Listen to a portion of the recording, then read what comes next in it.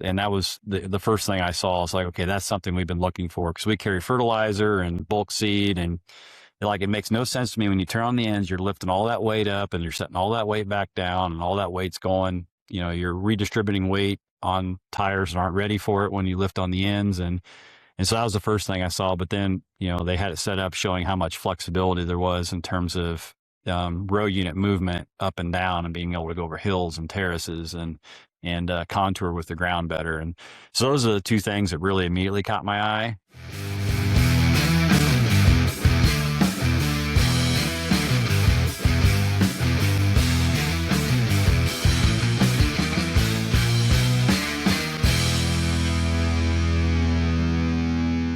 Hello and welcome back to The Parallel Path. The Parallel Path is a monthly podcast from the marketing team here at Parallel Ed, where we bring real conversations from across the agriculture industry.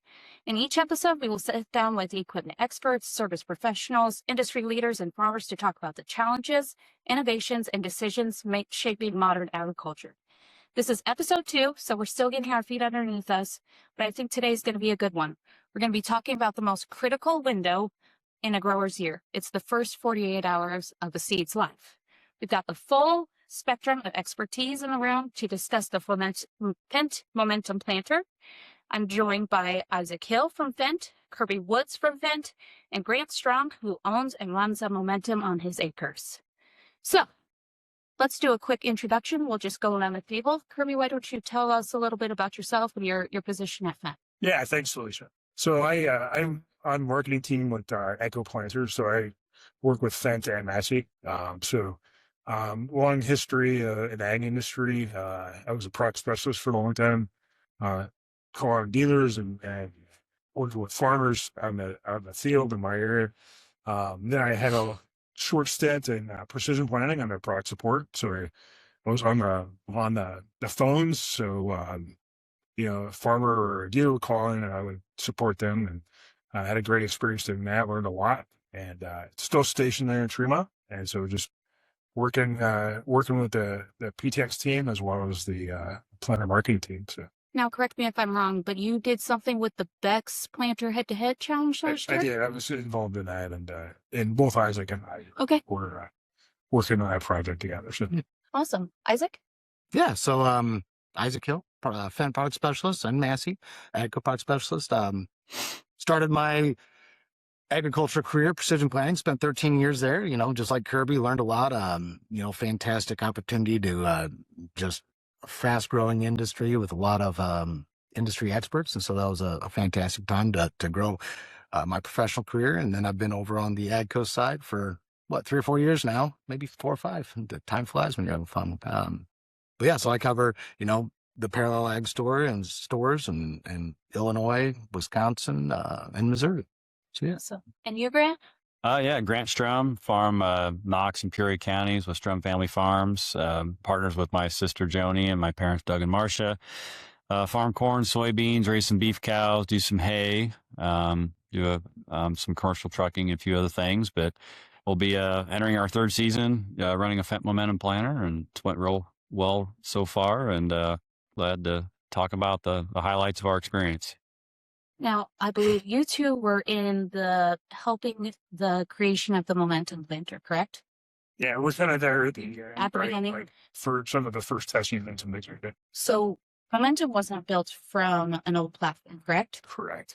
So tell us about that process.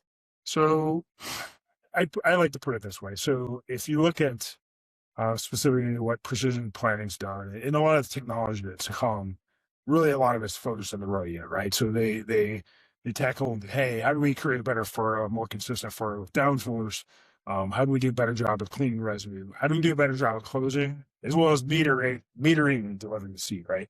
So they really attack that, right? So if you look at what momentum means to me, it's okay.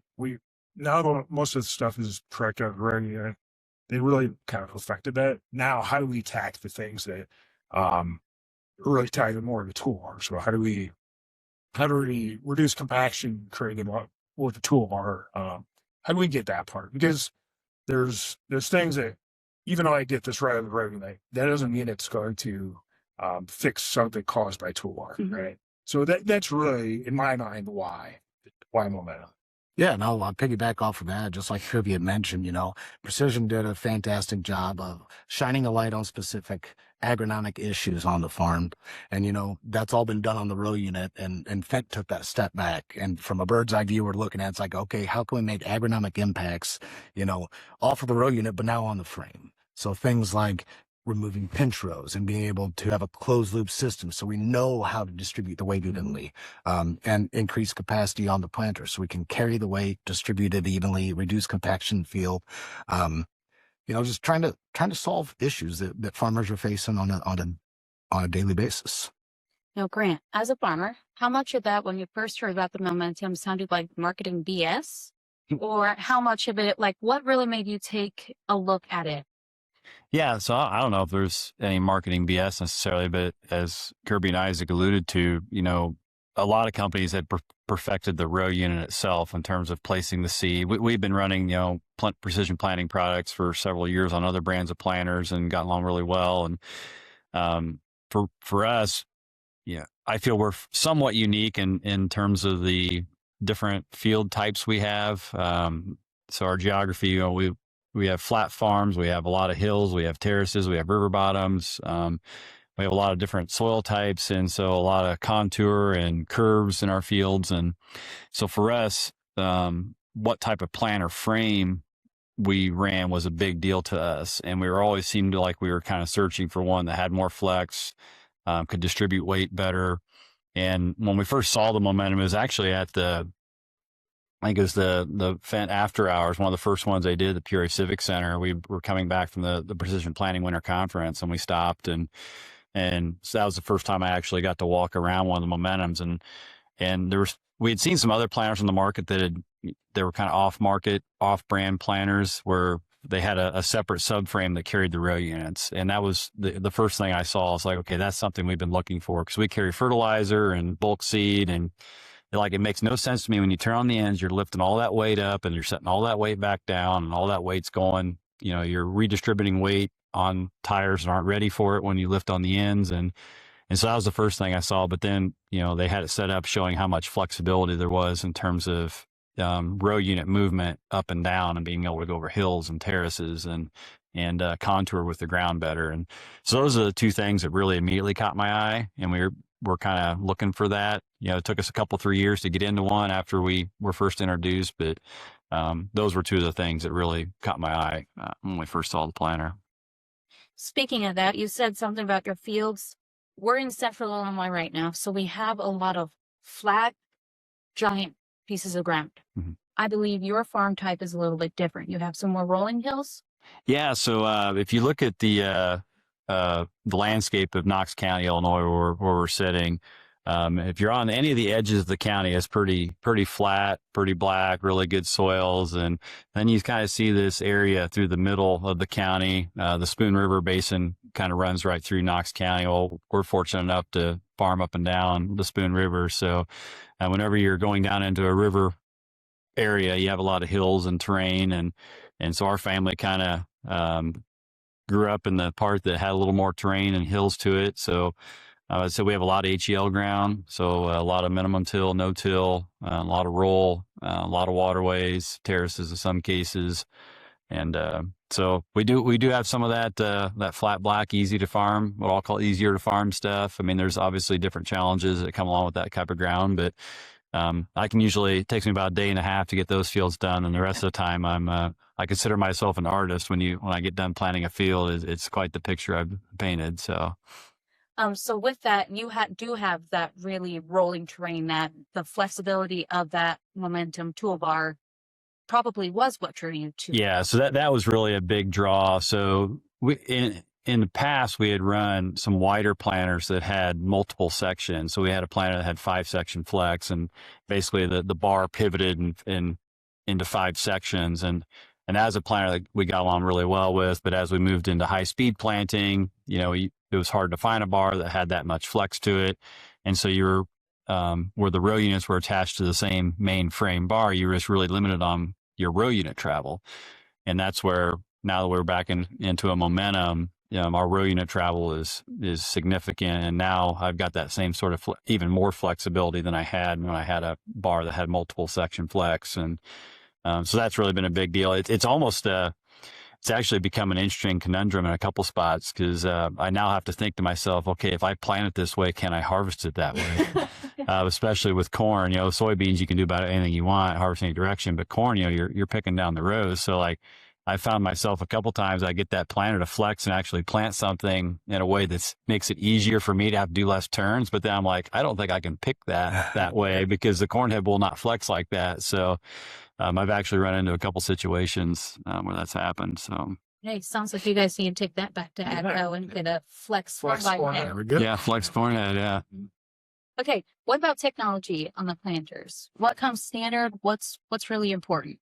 So the whole momentum planner and is powered by precision. So what that means is you have 20/20 in the can, really controlling the all the planting controls, fertilizer controls, downforce, closing, and so it's something that's our customers are used to. Guys like Grant was running precision before, so it's that part of it's pretty easy to step into the product. But then, so all the VSET meters with electric drive, V drive, Delta Force, hydraulic downforce is standard. Okay. So really, those are the big standard features.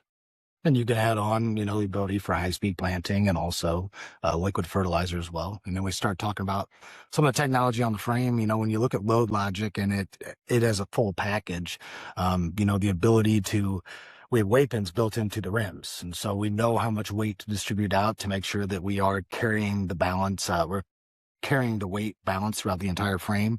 And then we're also able to decrease the tire pressure. And so that widens out the footprint. So we have less PSI per square inch on that soil, reducing compaction. And then we, as Grant had mentioned before, the VCT ability for us to have that, 55 plus inches of row unit travel on throughout our different models just allows you to get into some spots, planting terraces, and making it more difficult for the combine operator. No, it gives you a lot of opportunities. So instead of, burying some of your row units and some of them dangling where you might have the shallow planted seed, it just allows us to make sure that we're contouring with the soil, make sure that our seed's always to the same depth, giving us consistency for even emergence. What about pinch rows? Pinch rows. So yeah, we do have inline tandems. So we don't have any two tires that are surrounding them. And so with that, our wing wheels are on the far outside, and then we have inline tandems underneath our tank. And as Grant mentioned, that allows us to carry the extra weight. We can distribute that weight more evenly throughout those, and just reduce compaction in the field. We're just going to be following the tire tracks that are already created from the tractor. Awesome. So then, Grant, we've talked a little bit about this. You made the move to momentum. What were you running beforehand, and what really drove the shift? We traditionally been a Case IH family, and we still run a lot of Case IH equipment. So, actually the Fendt Momentum was the first non-Case IH planter that I've ever planted corn with. We've had some Kinseys and stuff we planted beans with, but for corn, that was the first time I'd ever planted anything other than a red planter. But a lot of it was just, as I mentioned, we were already in precision planting. So that was, Kirby said, kind of a seamless move for us. And we definitely upgraded some of that equipment going into it.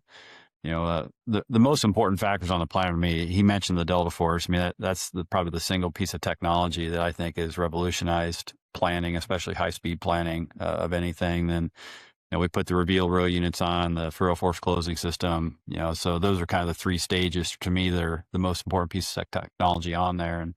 And as Isaac said, I didn't know a lot about the load logic or the auto inflate deflate the tires, how significant that was, until we run dual liquid on our planter. So we have, the factory liquid system with a 1,000-gallon tank. We also have saddle tanks. So we carry the second liquid product in pumps. So we're carrying a lot of weight.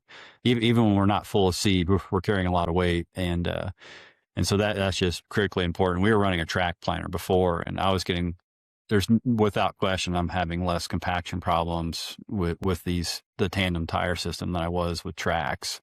The tracks, would float pretty good, but it just seemed like it was really wanting to compact all the air out. Whenever it drove on something, it really would smash it out. And this has been a lot better, and it's worked really well. I mean, it maybe takes a couple minutes for it to inflate. You always got to remember to flip it back on if you want to go on the road. Even if you have it on auto, it takes a little time. But the planter folds so fast, it's like you're not sitting there waiting for it to fold up. I mean, you're folded up in about 60 seconds and gone. So, yeah, but those features have all been really, I would not be able to probably, it would be hard to go back to it without having those things. And now once you have them, so.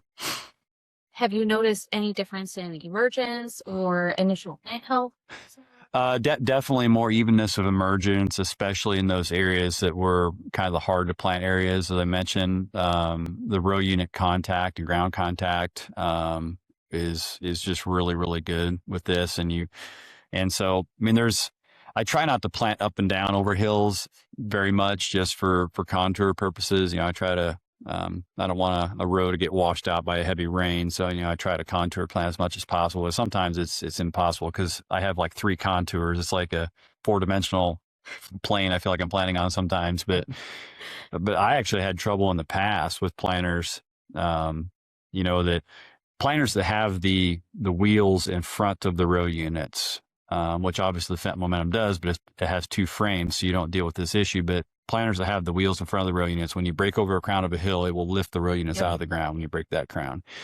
And the first year I ran a planter that had wheels in front of the row units, I wasn't realizing that was happening. All of a sudden I went by these fields and I didn't have any corn on my hilltops because it was setting on top of the ground. And this is before Delta Force and some of this other stuff, so I didn't know what was going on. And so then I had to get into a practice of lifting the drawbar up every time I went over the crown of a hill to make sure the planter stayed in the ground. And, that's been completely eliminated with the Momentum, not having to deal with that because it's on a separate frame. It's doing its own thing versus what the main carrier frame's doing.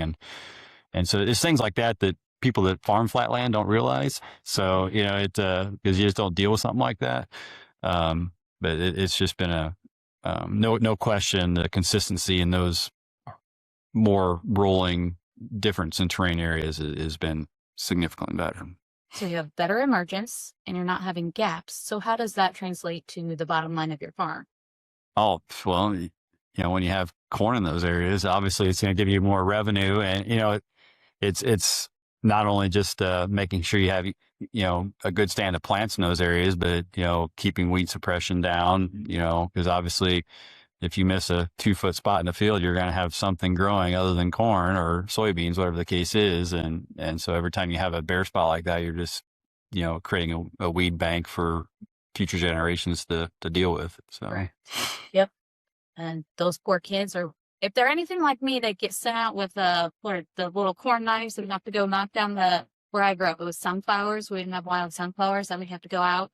It's the worst days because it's always hotter than. Yep. Yeah. You have to go cut those sunflowers down. The ghost character of it. That's what my dad said.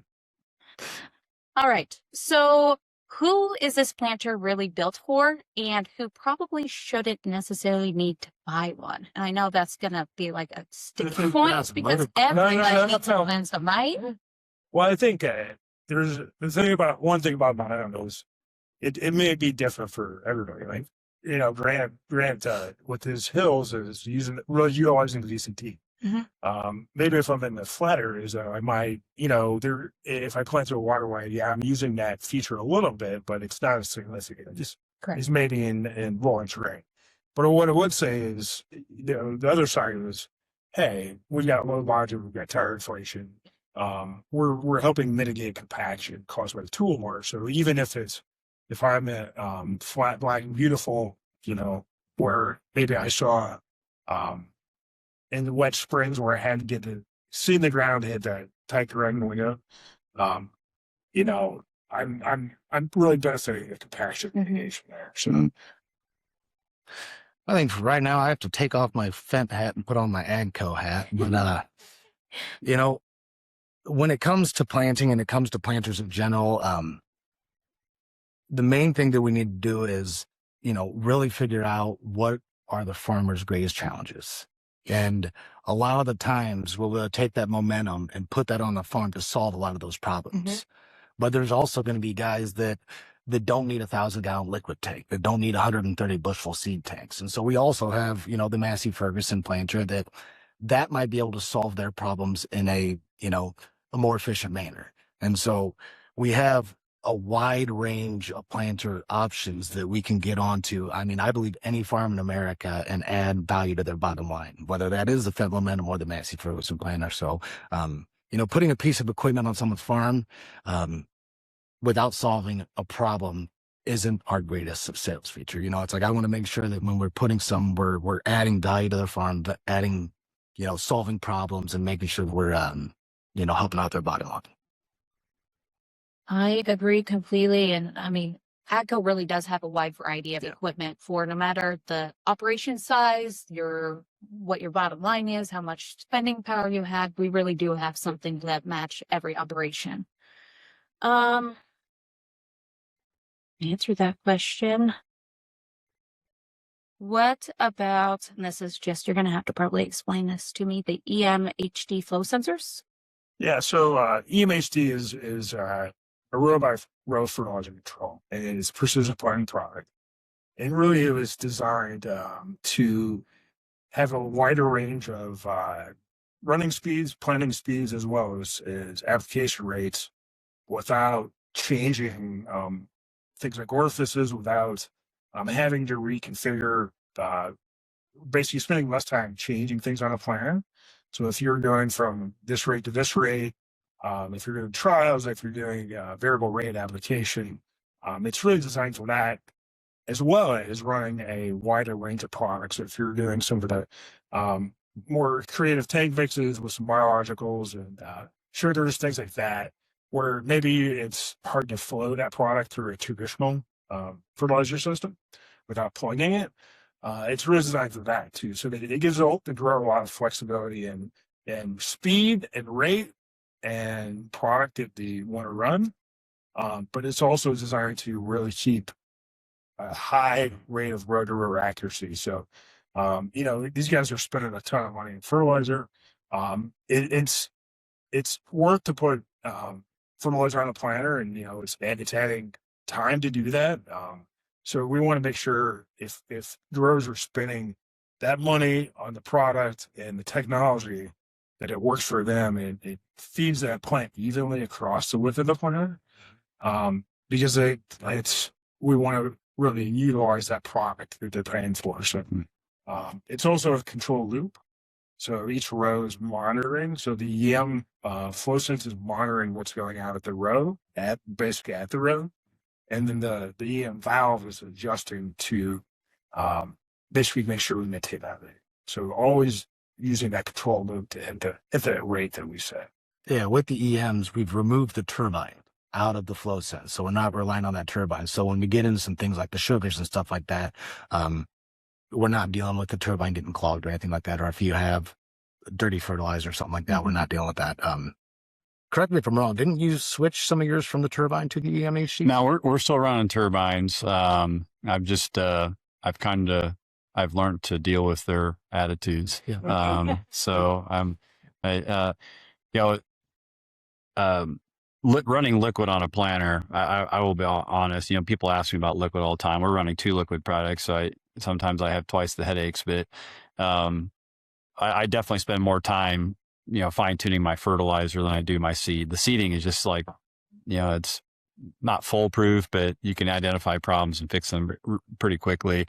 Sometimes liquid, you don't know quite where the problem's at. And we've adjusted. We're still running the V-Apply HDs and the turbines. And I think at this point, I'm just going to wait until I would roll into a newer planter before I upgrade to the newer system. But if you can learn it, definitely the EMHDs, from what I've read and seen, and I have a couple friends that run them, it definitely eliminates some of the issues I deal with on a daily basis, but it just depends what your tolerance is for those issues. And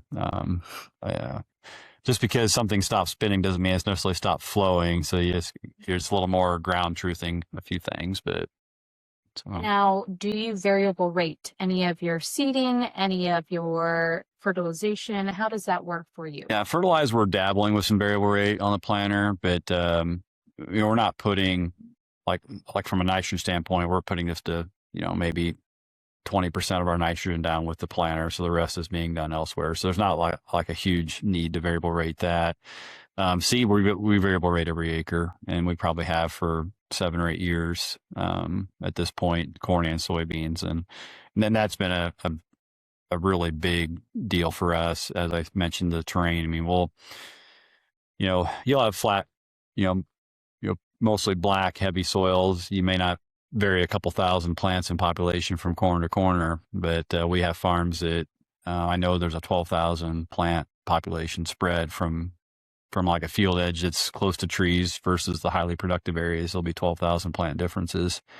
And so one, obviously it saves you seed, and we've identified the areas that we're really not making any money on. So why put a full rate of seed out there? Then we know the areas that are really yielding well, or that from a corn situation need more plants. Soybeans, it's almost the opposite. But that's been something with precision planting. I've worked with several different monitors and technology. It's super easy to get scripts into a 2020. You can adjust them on the go, either by number of plants. You can want to change 500 seeds every zone. You can change it. You can change it by percentage. It's just real easy to do. So kind of a no-brainer. If people aren't doing prescription planting with seed, I would encourage you to tell me why not, because you can start very simple. Just go by soil type, and you can overlay soil type with yield history. There's plenty of good data guys out there that can build those maps for you. And I quit spending time doing it myself a long time ago. I did it for the first 2 or 3 years, and that got old real quick. And now I pay a few guys a very minimal, what I feel is a minimal amount of money for the time I used to spend doing it to build them for me. And now we've got 8 or 10 years of history with those maps, and they just get refined a little bit every year. Like you said, it's easy to do it in the 2020 because it's just as a couple little.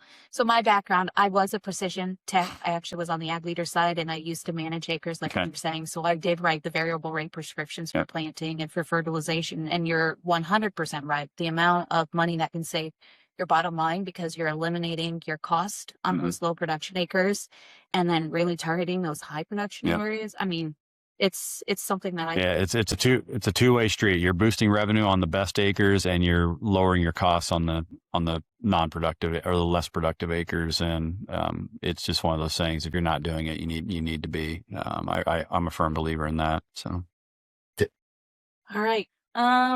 So how does the momentum represent what we're calling the parallel path of iron and technology working together? Oh, you're looking at me. All right. How does it? Well, I mean, just like parallel, I mean, I remember sat in a lot of these meetings, and we start out with the mission statement, go through that, working in parallel with, farmers. Mm-hmm. And I view that similar, like as we spoke throughout this conversation, trying to solve those problems, trying to solve problems on people's acres, trying to make sure that they're getting more revenue in their pocket, or saving where we can, all those different things. Some of the hardest things right now in agriculture prices, right? And so we're fighting all these input costs, and everything's getting more and more expensive, it seems. So making sure that the technology that is on the planter, that's in your cab of your tractor, is adding benefit to your farm, adding revenue in your pocket, at least giving you the insight and the knowledge to make educated decisions moving forward, whether that is getting into variable rate. Every piece of technology on our planter does have a closed feedback. So small things like, do I have the right downforce value? We're weight pins on every single row unit, so we know exactly how much weight is being carried on the gauge wheel. Are we distributing our weight evenly? Just reducing every agronomic problem that we could have on every plant. So making sure that our technology is adding value to the farmers, I think, is the one thing that we can do, and that's working right alongside with them. So, and I'm actually going to jump back. So we have a John Deere, a guy who's running a John Deere planter who has that technology, and we know John Deere has their own true north. If we're running implement guidance, what can we do for those customers who want to switch from a John Deere planter to a Momentum? Okay. So, I mean, on the guidance side of things, we can run with, if you're running a John Deere tractor today and you have your implement guidance, you run strip till, all of that will transfer over to the Momentum planter. We're still going to run our planter itself via the 2020 monitor, but we could run through any, if they're running a Gen 5 monitor or 4640, whatever it be, we could also run the planter ISO side through that. So Your no virtual issues. terminal. Yeah. And then just, allow the deer guidance, whatever tractor it's on, that just controls the tractor and guidance lines. And with Case, do you have Trimble? Is that okay? Using Raven. Raven. Okay. Yeah. And so that obviously ties directly in with the Mhm. Lindbergh technology. Mhm. One thing I would add, kind of going back to where the parallel technology question is, big stuff for us is our panorama app / programming, right? So it's adding visibility, agronomics visibility, and able to transfer data, but it's also adding another layer of support for these guys. So I can visualize and what's going on in 2020.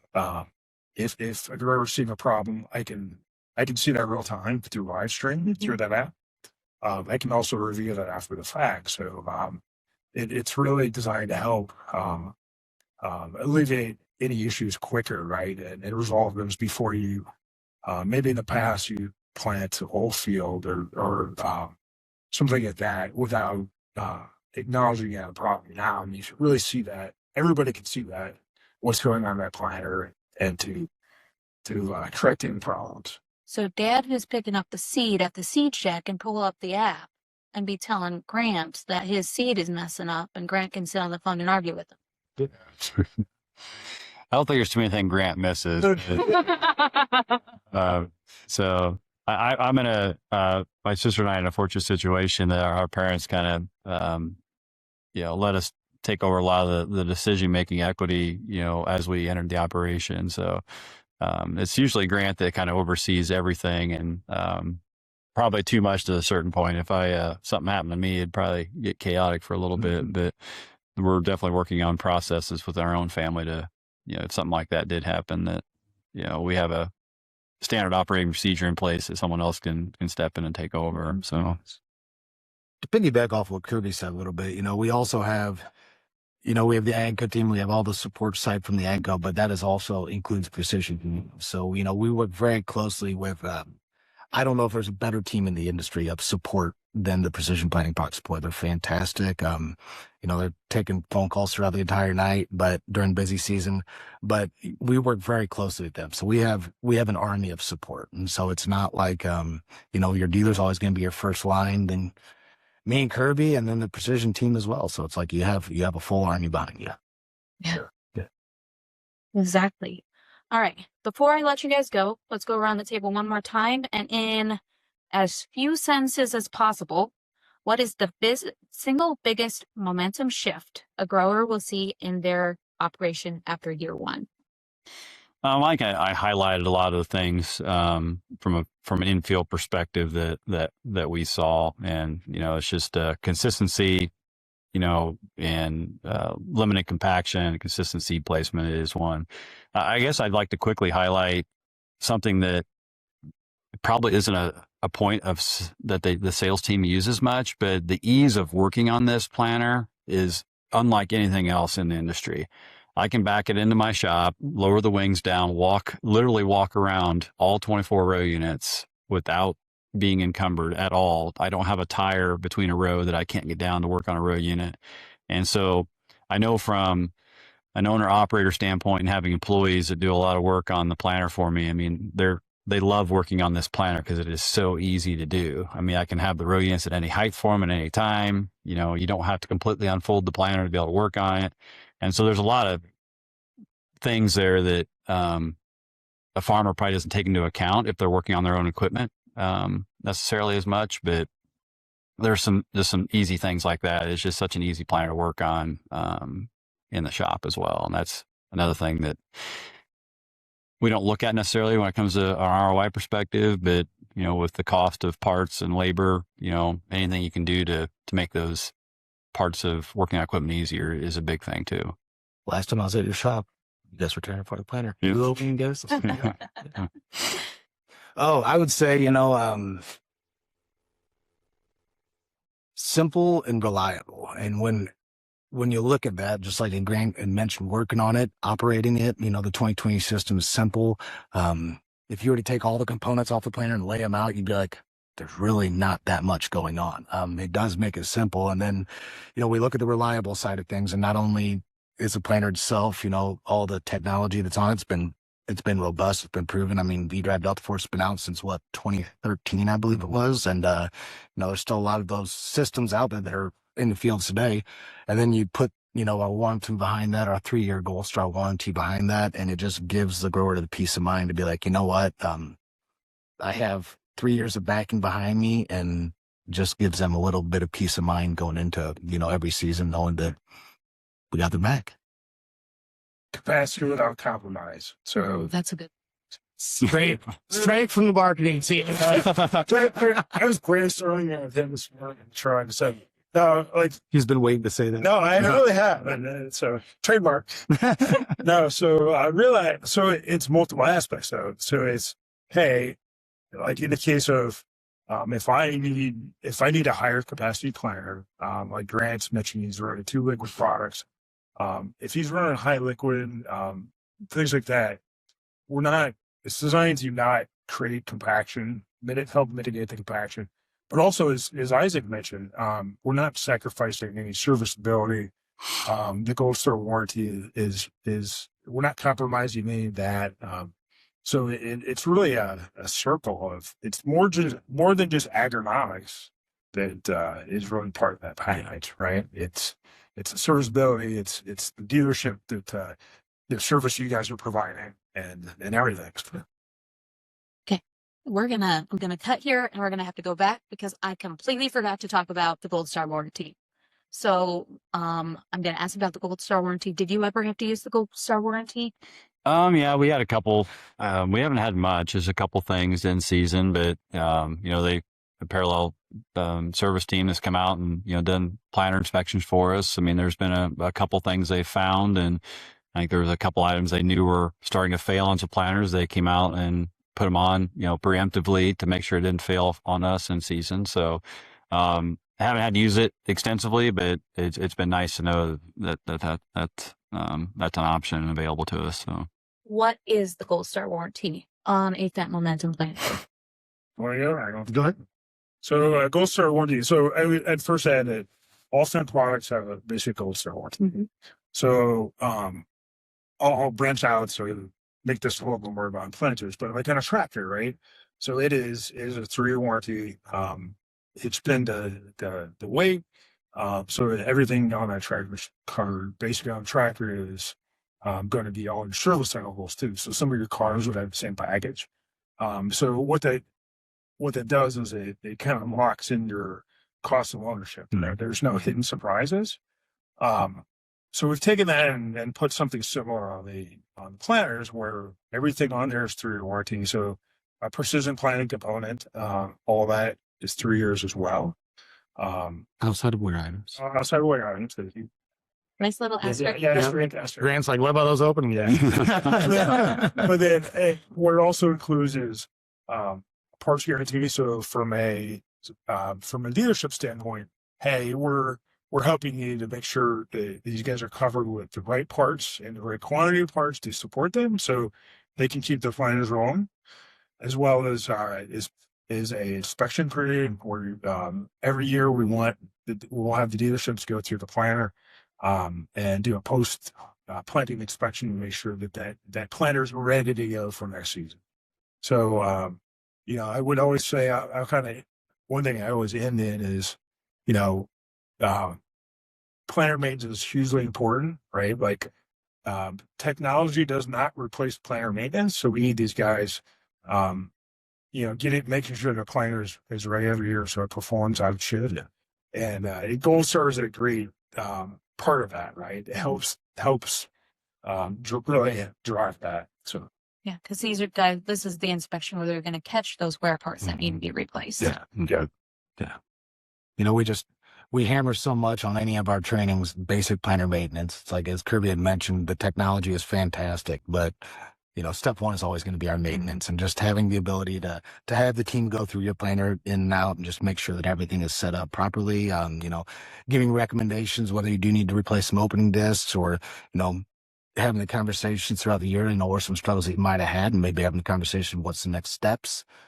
just building that relationship with the farm. Yeah. And these are not just whatever technician we have back in the shop. These are going to be Fendt certified technicians that have gone through hands-on training to make sure that we've got exactly who needs to be looking at that planter, looking at it for you.